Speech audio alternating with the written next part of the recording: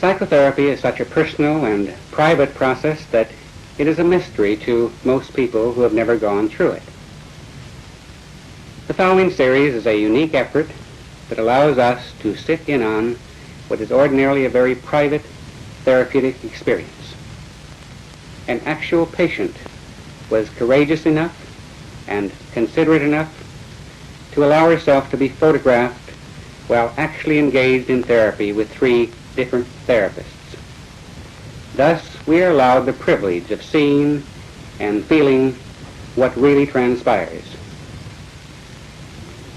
A film series like this, in which 3 therapists, distinguished by their different orientations, share their therapeutic endeavors, has never been made before. We therefore wish to express our gratitude to Gloria, the patient, and to her therapists for allowing us to share in their therapeutic adventure. This series will be divided into 3 separate films. In the first film, we see Dr. Carl Rogers, founder of client-centered therapy, interviewing Gloria. In film number 2, Dr. Frederick Pearls, founder of Gestalt therapy, is working with her. And in film number 3, Dr. Albert Ellis, founder of Rational Emotive Therapy, is our therapist. Each therapist will first describe his system of therapy briefly. He will then demonstrate his work with Gloria, and then he will comment briefly on his work. Now, here's Dr. Carl Rogers. From my own years of therapeutic experience, I've come to feel that if I can create the proper climate, the proper relationship, the proper conditions, a process of therapeutic movement will almost inevitably occur in my client. You might ask, what is this climate? What are these conditions? Will they exist in the interview with the woman I'm about to talk with, whom I've never seen before? Well, let me try to describe very briefly what these conditions are as I see them. First of all, one question is, can I be real in the relationship? This has come to have an increasing amount of importance to me over the years. I feel that genuineness is another way of describing the quality I would like to have. I like the term congruence, by which I mean that what I'm experiencing inside is present in my awareness and comes out through my communication. In a sense, when I have this quality, I'm all in one piece in the relationship. There's another word that describes it for me. I feel that in the relationship, I would like to have a transparency. I would be quite willing for my client to see all the way through me, that there would be nothing hidden. And when I'm real in this fashion that I'm trying to describe, then I know that my own feelings will often bubble up into awareness and be expressed, but be expressed in ways that won't impose themselves on my client.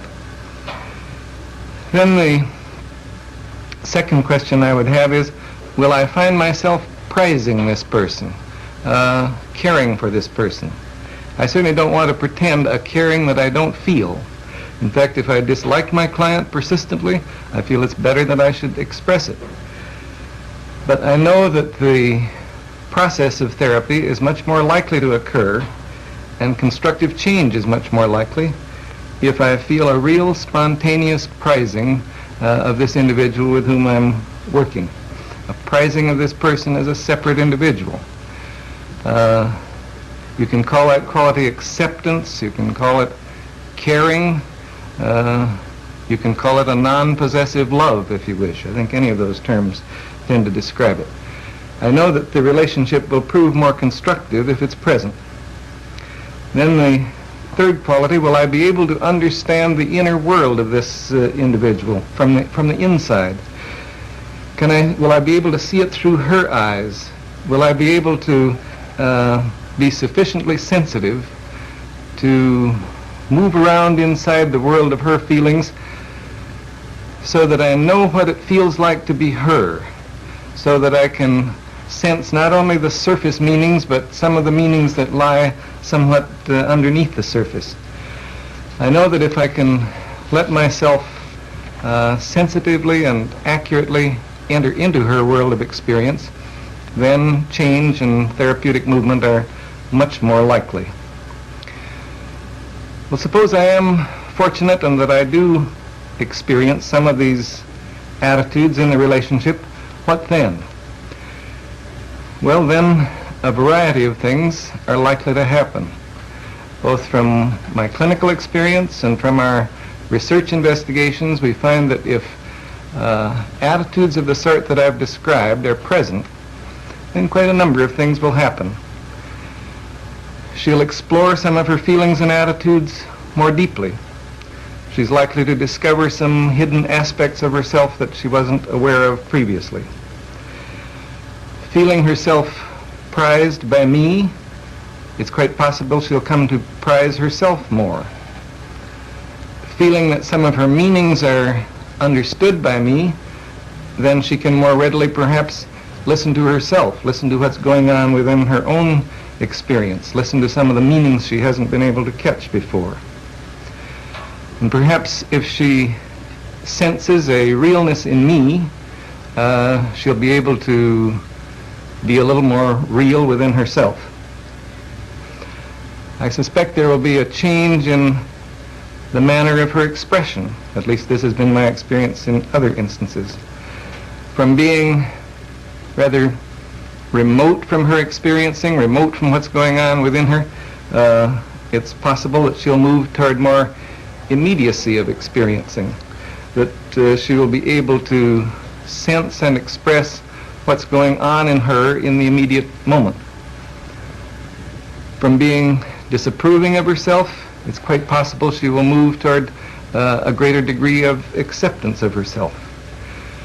From somewhat of a fear of relating, she may move toward being able to relate more directly and to encounter me more directly. From construing life in somewhat rigid black and white patterns, she may move toward more tentative ways of construing her experience and of seeing the meanings in it. From a locus of evaluation which is outside of herself, it's quite possible she will move toward recognizing a greater capacity within herself for making judgments and drawing conclusions.